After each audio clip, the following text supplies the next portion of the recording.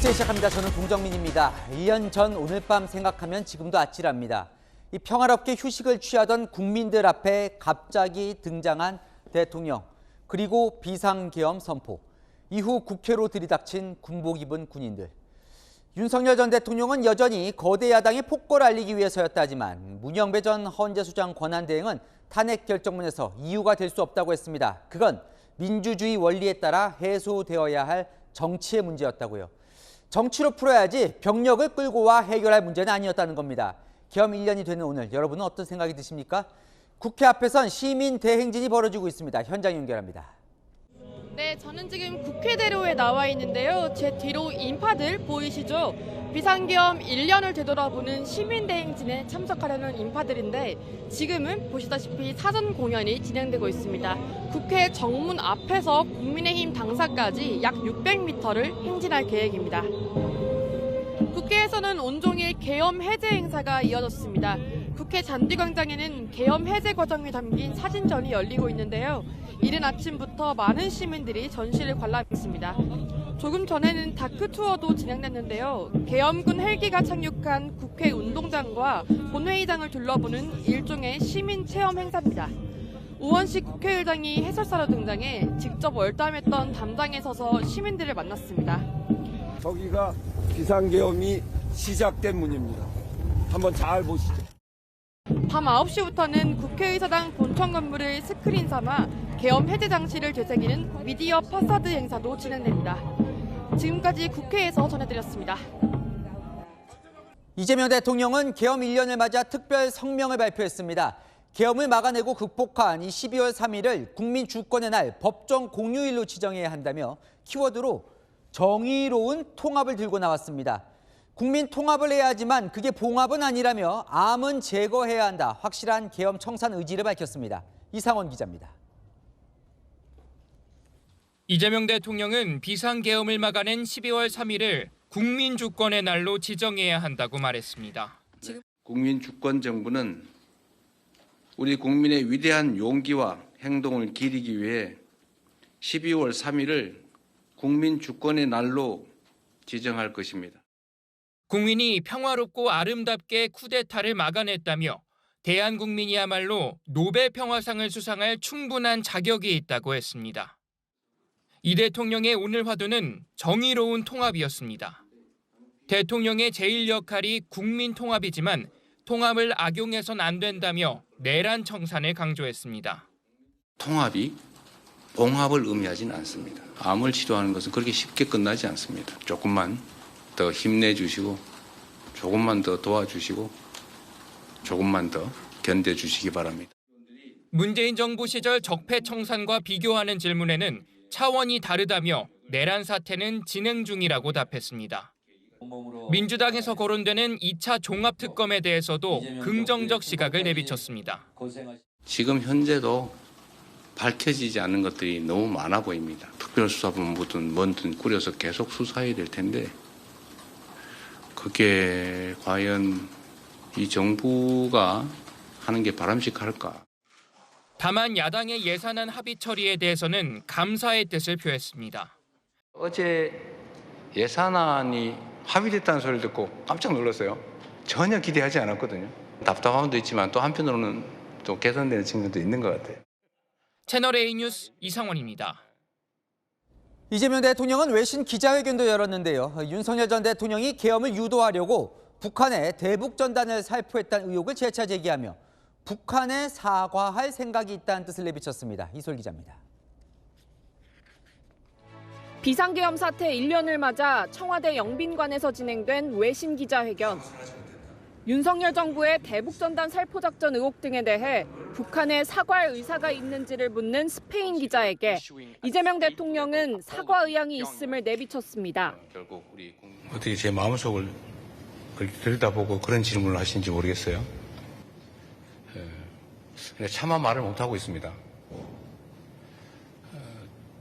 저는 사과해야 되지 않을까 생각을 하면서도 다만 종북몰이가 걱정돼 말을 못하고 있다고 이어갔습니다. 자칫 잘못하면 이게 소위 우리말로 하면 종북몰이, 정치적 이념 대결의 소재가 되지 않을까 그런 걱정이 돼서 차마 말을 못하고 있습니다. 북한을 대화 테이블로 끌어내기 위해 연일 유화책을 펼쳐온 이재명 정부가 사과까지 거론하며 메시지 수위를 한층 높인 겁니다. 이 대통령은 북미 대화 촉진을 위해 한미훈련을 축소할 뜻도 시사했습니다. 한미연합훈련 문제도 뭐 그중에 하나겠죠. 대화 여건 조성에 필요하다면 또 미국이 전략적 레버리지가 필요하다면 뭐 그런 문제들도 충분히 논의하고 고민할 수 있다. 연이은 유화 손짓에도 현재 북한의 호응은 공식적으로 나타나지 않고 있습니다. 이에 대해 국민의힘은 대통령이 종북몰이 걱정을 하는 것이 참담하다며 안보를 정쟁의 장단에 얹겠다는 자기 고백이나 다름없다고 비판했습니다. 채널A 뉴스 이소리입니다. 네, 조금 전 국회 연결 때 화면이 매끄럽지 못했던 점 사과 말씀드립니다. 자, 장동혁 국민의힘 대표 계엄 1년을 맞아 사과 대신 올린 글이 논란입니다. 비상계엄은 의회 폭거에 맞서기 위한 것이었다는 내용인데요. 계엄을 정당화하는 거냐, 여당은 물론 당내에서도 또 다른 계몽령이라는 비판도 터져나왔습니다. 손인혜 기자입니다. 장동혁 국민의힘 대표의 비상계엄 1년 메시지는 의회 폭거에 맞서기 위한 계엄이었다는 말로 시작했습니다. 계엄의 책임을 당시 다수당인 민주당으로 돌린 겁니다. 지난 2년 반 동안 거대 야당은 국민이 뽑은 대통령을 인정하지 않고 이어 당대표로서 책임 통감한다고 밝혔지만 그 이유는 하나로 뭉쳐 제대로 싸우지 못한 책임이라고 언급했습니다. 닷새전과 판박이 사과는 없었습니다. 민주당의 의회 폭거와 국정 방해가 계엄을 불러왔습니다. 결과적으로 많은 국민들께 혼란과 고통을 드렸습니다. 저는 그 책임을 무겁게 통감하고 있습니다. 더불어민주당은 장 대표가 계엄을 미화했다며 비판을 쏟아냈습니다. 의회 폭거에 맞서기 위한 12.3 비상계엄이었다고 강변하고 있다면 12.3 비상계엄을 막으러 이곳 국회에 달려왔던 국민들은 그러면 의회 폭거에 동조한 세력이란 말입니까? 당내에서도 반발이 터져나왔습니다. 김재섭 의원은 또 다른 계몽령을 선언했다고 했고 한 재선 의원은 채널A에 충격이고 화가 난다는 의원들이 많다고 했습니다. 장 대표 측은 사과는 민주당의 내란몰이 프레임에 갇히는 것이라고 했습니다. 채널A 뉴스 손인혜입니다. 장동혁 대표를 제외한 국민의힘 의원들은 종일 따로 또 같이 사과하고 또 사과했습니다. 대통령을 배출해놓고 그 대통령이 계엄하는 걸 막질 못했다고요. 김민곤 기자입니다.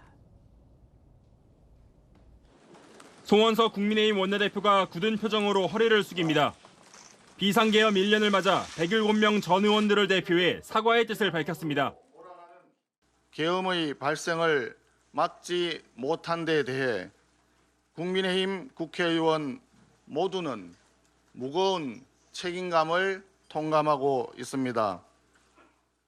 국민 여러분께 다시 한번 진심으로 사과드립니다. 1시간 뒤 초재선을 주축으로 한 당내 의원 25명도 고개를 숙였습니다. 사죄 메시지를 넘어 윤석열 전 대통령과의 절연도 선언했습니다. 윤석열 전 대통령을 비롯한 비상계엄을 주도한 세력과 정치적으로 단절할 것임을 분명히 밝힙니다. 한동훈 전 대표도 1년 전 계엄 해제 표결을 위해 국회 담장을 넘었던 곳에 다시 섰습니다. 당시 여당 당대표로서 계엄을 미리 예방하지 못한 점에 대해서 다시 한번 국민들께 깊이 사과드립니다. 친윤 핵심이었던 권영세 전 비상대책위원장도 오세훈 서울시장도 하루 종일 당 안팎에선 대국민 사과가 이어졌습니다. 방식은 달라도 이유는 하나. 1년 전 오늘 비상계엄을 막지 못했다는 이유였습니다. 채널A 뉴스 김민곤입니다. 네, 1년 전 그날 밤은 혼돈이었습니다. 전국에 생중계된 비상계엄 선포부터 계엄군 투입 그리고 해제까지 긴박하게 흐른 6시간, 그리고 그 뒤 수사와 재판 과정에서 새롭게 드러난 내용까지 김민환 기자가 되돌아봤습니다. 대통령실 대접견실에 속속 모여드는 국무위원들. 김용현 당시 국방장관이 부족한 국무위원 숫자를 뜻하는 손가락 4개를 펴보입니다. 국무회의 정족수가 채워진 직후 접견실을 나서는 윤석열 전 대통령. 그 길로 계엄이 선포됐습니다. 종북 반국가 세력들을 일거에 척결하고 자유헌정 질서를 지키기 위해 비상계엄을 선포합니다. 계엄군은 선관위로 출동해 전산실을 접수했고 여의도 국회 밖에는 경찰 기동대 2,000명이 깔렸습니다. 국회 운동장에 내려앉은 군용 헬기에선 무장한 계엄군이 쏟아져 나와 창문을 깨고 본관으로 진입했습니다. 본회의장으로 접근하는 계엄군과 소화기를 뿌리며 막아서는 국회 관계자들. 안 돼! 적당히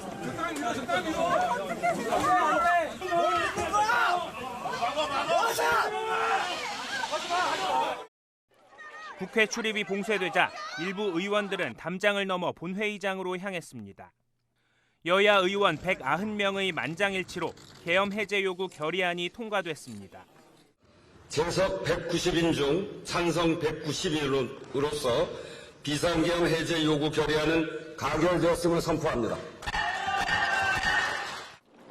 계엄군이 국회 밖으로 이동하기 시작했고 윤 전 대통령이 방송에 나와 계엄을 해제하겠다고 선언했습니다. 국회의 요구를 수용하여 계엄을 해제할 것입니다. 3분 뒤 국무회의는 계엄 해제를 의결했습니다. 국민을 충격과 혼돈으로 몰아넣었던 계엄의 밤이 6시간 만에 막을 내리는 순간이었습니다. 채널A 뉴스 김민환입니다. 대체 왜 비상계엄을 했을까? 여전히 핵심 동기는 베일에 쌓여 있습니다. 윤석열 전 대통령은 국민 호소용이라 했지만 재판 과정에서 이 주장은 조목조목 반박되고 있습니다. 남은 의문들은 이기상 기자가 이어서 보도합니다. 비상계엄 선포는 야당 경고와 대국민 호소 목적이었다고 주장해온 윤석열 전 대통령. 거대 야당의 반국가적 패악을 알리고 국민들께서 매서운 감시와 비판으로 이를 제발 멈춰달라고 호소하고자 했습니다. 군인들에게 계엄 준비를 사전에 언급하지 않았다는 주장은 수사와 재판에서 금세 배치되는 증언과 만났습니다. 대통령이 갖고 계시는 비상조치권이라 할지라 그래도 군은 불가능합니다. 군의 실태를 말씀드린 겁니다. 한사코 부인해왔던 정치인 체포 지시도 도전을 받았습니다. 여인영 사령관이 독자적인 판단으로 14명의 정치인이나 이런 사람들을 체포하려고 그 시도한 겁니까? 계엄날 국회에 경찰을 배치한 이유가 질서 유지와 시민 보호용이었다는 주장은 공개적으로 반박당했습니다. 몰담하고 이런 사람 의원들을 다 잡아라, 체포해라.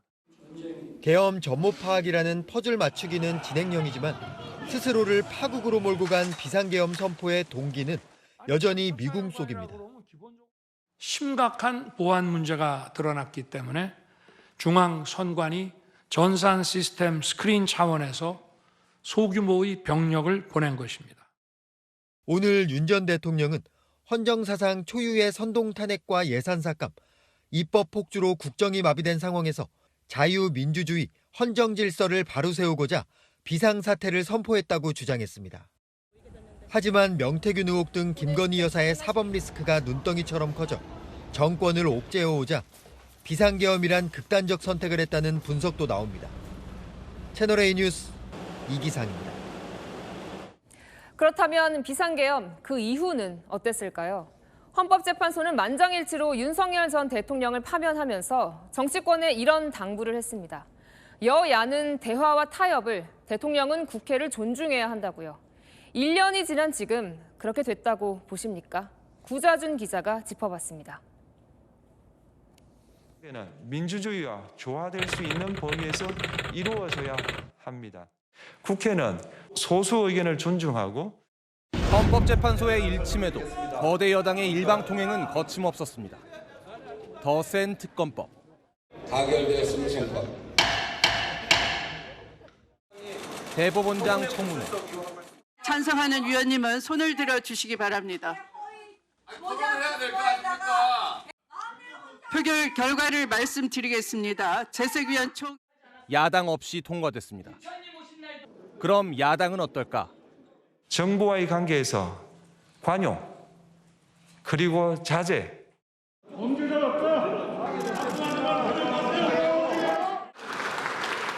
좀 허전하군요.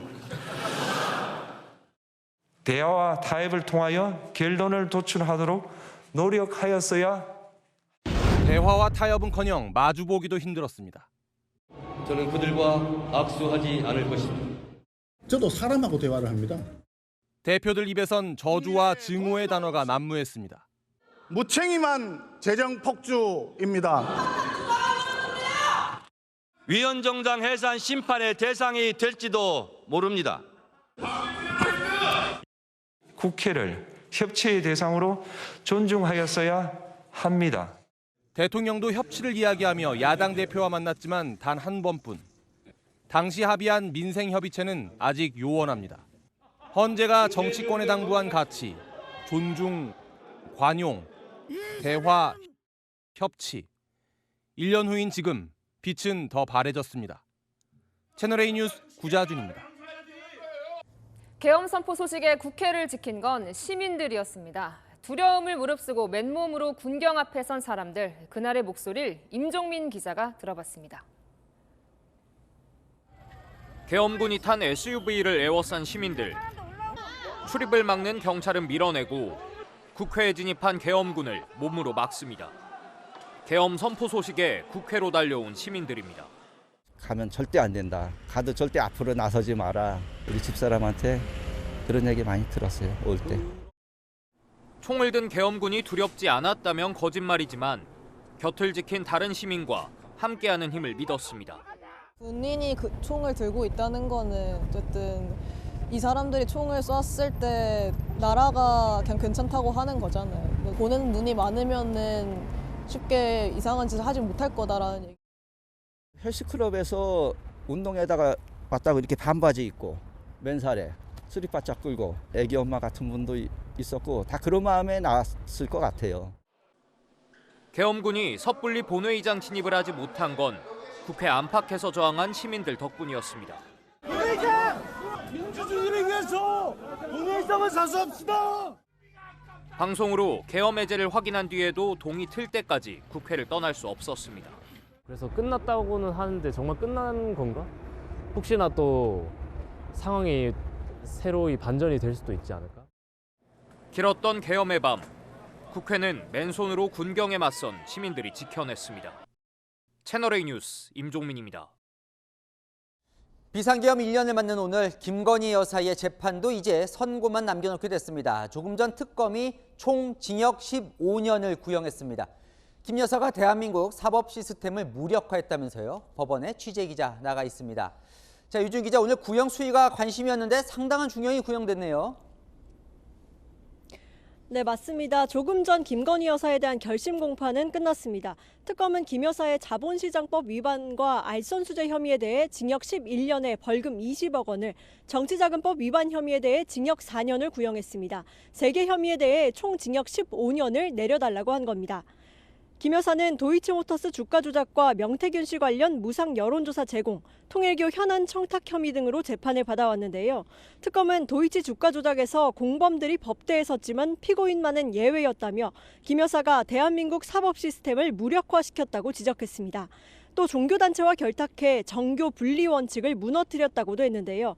혐의별로 최고형을 선택해도 오히려 부족하다며 재판부에 중형을 요청했습니다. 이어서 김 여사도 최후 진술을 마쳤습니다. 법원 직원들의 부축을 받으며 법정에 나온 김 여사는 긴장한 탓인지 마스크 위아래를 바꿔 쓴 모습이었는데요. 김 여사는 자신의 역할과 자격에 비해 잘못한 게 많은 것 같다며 국민들께 큰 심려를 끼친 점 진심으로 죄송하고 반성한다고 고개를 숙였습니다. 하지만 너무 억울한 점이 많다면서 특검 주장에 대해서는 다툴 여지가 있는 것 같다고 했습니다. 김 여사 측 변호인도 주가 조작은 알지 못했고 무상 여론조사 요구나 공천 개입은 없었다는 기존 입장을 고수했습니다. 김 여사에 대한 1심 선고는 다음 달 28일 이뤄질 예정입니다. 지금까지 서울중앙지법에서 전해드렸습니다. 추경호 전 국민의힘 원내대표 구속영장은 기각됐습니다. 이 담당 판사는 내란 특검팀이 주장한 구속이 필요한 사유를 하나도 인정하지 않았는데요. 자, 그럼 무슨 이유를 들었는지 먼저 송진섭 기자가 보도합니다. 추경호 국민의힘 의원이 구치소 밖으로 나옵니다.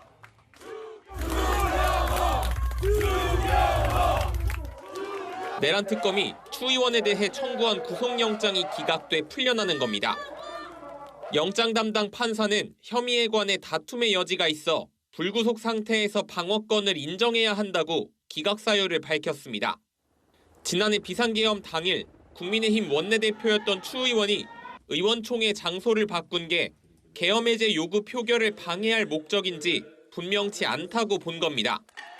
추 의원의 경력과 수사기관 출석 상황을 볼 때 도망이나 증거인멸 우려가 있다고 보기도 어렵다며 구속이 필요하다는 특검 주장을 인정하지 않았습니다. 이제